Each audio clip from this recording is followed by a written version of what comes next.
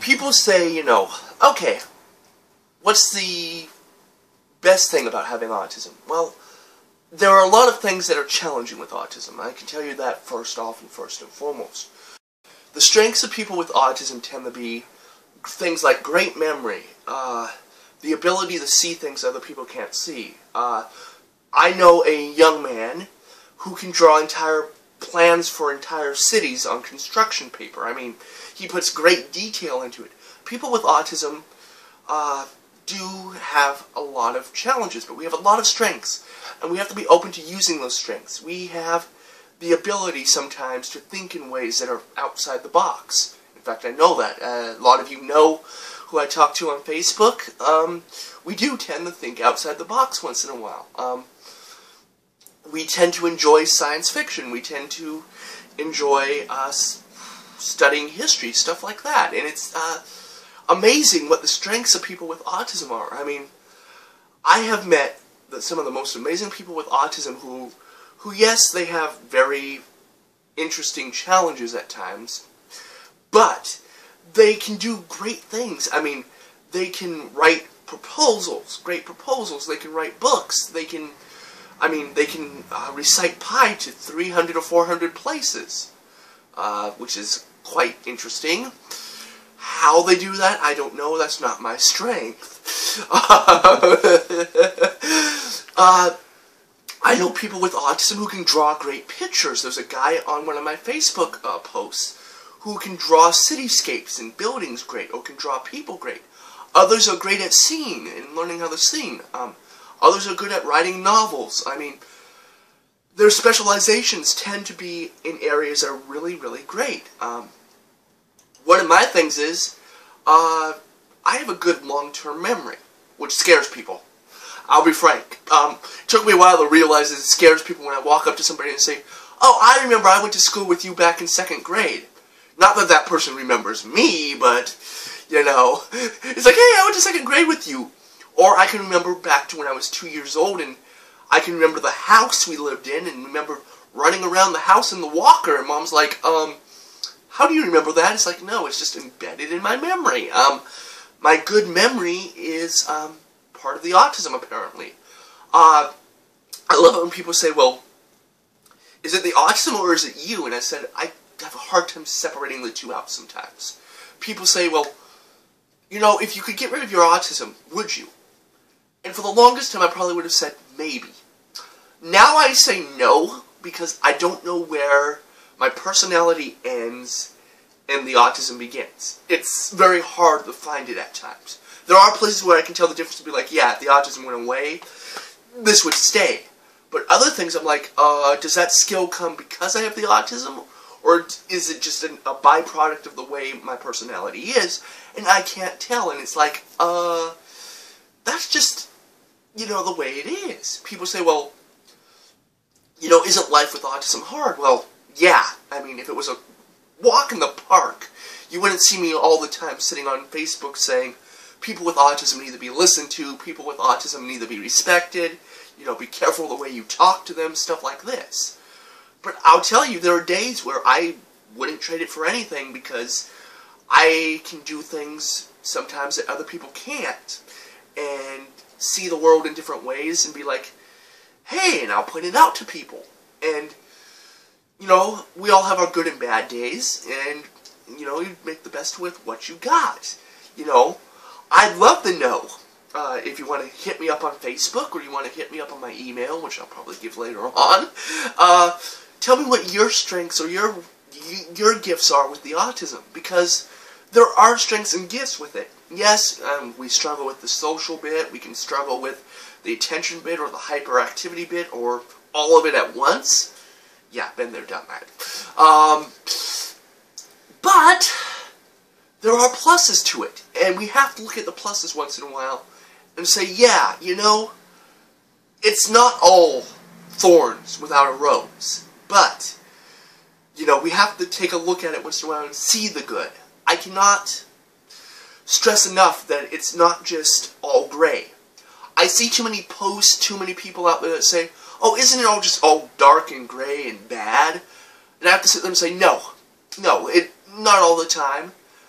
And if the world is always half empty, or the glass is half empty, it doesn't work for me, or for a lot of people with autism. Yes, it's frustrating because we get left out, we get left behind, people forget about us. I mean, to be frank, it's not fun sometimes. But that's when it's needed the most for us to stick up for ourselves and say, hey, I'd really like to get out. I'd really like to, you know, be noticed. I'd really like to be acknowledged for who I am. You know, sure, there are things we can improve about ourselves. But I really get tired of people who say, well, wouldn't you just want to get rid of it? Well, that's like asking a football player, well, wouldn't you want to get rid of your skills to play football? Even if they're not great at it. Well, would you want to get rid of those skills?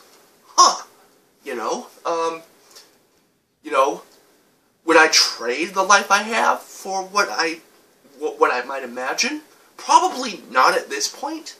There was a point in my life where, yes, I might have traded this life for something else, but I don't see a reason to sometimes. Because it's like, okay, I'm here, and I have the life I have.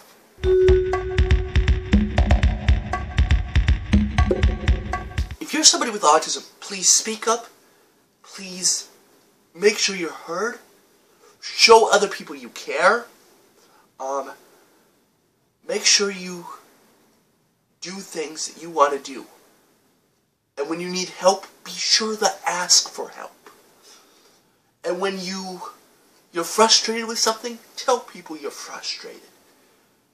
Don't let people think that you're just happy with the way things are if you're not. And if you are happy with the way things are, good for you.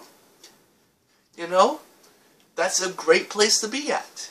But you may not always be there. But make sure you're heard. Make sure people hear you. Make sure people around you know that you're a person. I wouldn't go and tell, you know, people, get away from me, whatever, you know. I wouldn't always speak my mind. That's something I've had to learn. As a person with autism, you have to learn that there are certain situations where you don't just say what you're thinking, because that can get you in more trouble than not.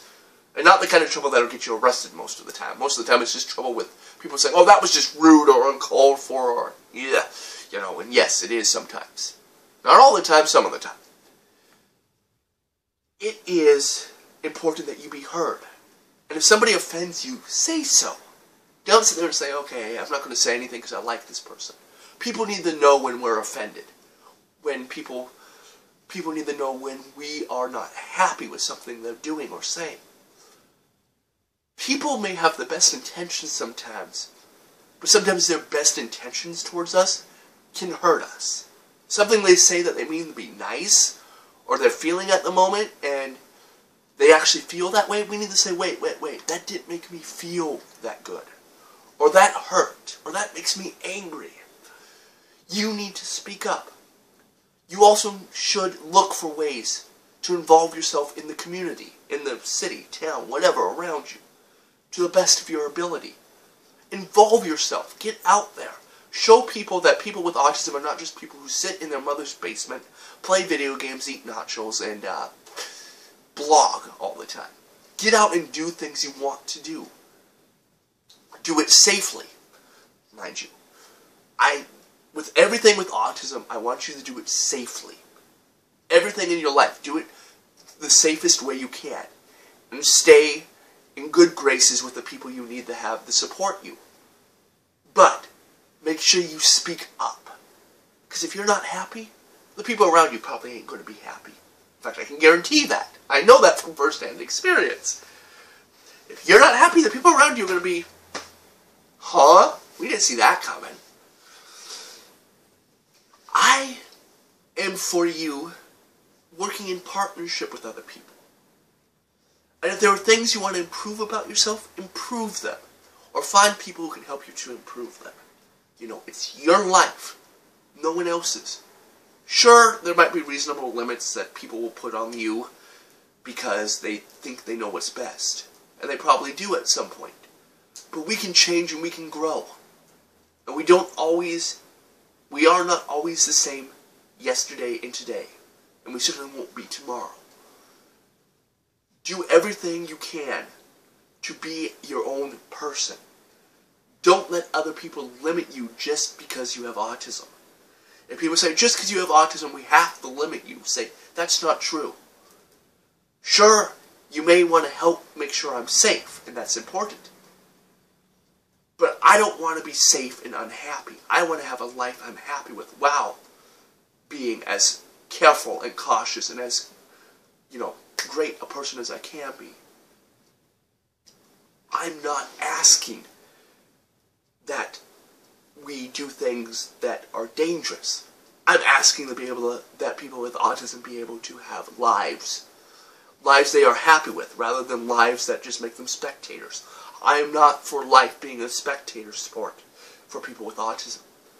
I'm not for life passing people by because of what other people think people with autism can do. If you're a guardian, if you're a parent of somebody with autism, yes, help them make decisions about their lives. Help guide them. But include them in the process of making the decisions about where their life goes. Yes, you're there to guide and help and do things. But include them in the decision process. If you don't, you're only going to make them angrier at you. Because they want to have lives they're happy with. And we know you want them to have lives they're happy with. But include them in the process. Don't just say, well, since I'm their parent, since I'm their whatever, I know best. Because sometimes you know something, but they also know something. They know what kind of a life they want to have, and the two of you have to work it out at some point. Is it always possible that you're right and they're wrong? No. Is it always possible that they're right and you're wrong? No. But you need to include them in the decision process. You cannot just say, I'm going to make the decisions and they'll be happy with it. Because I can tell you, I know a lot of autistics who that makes them very unhappy. So do work in concert with people with autism. Help guide them, but listen to them as well. Don't just say, here's what I think is best for you and go with it. Because sometimes what you think is best isn't what they think is best.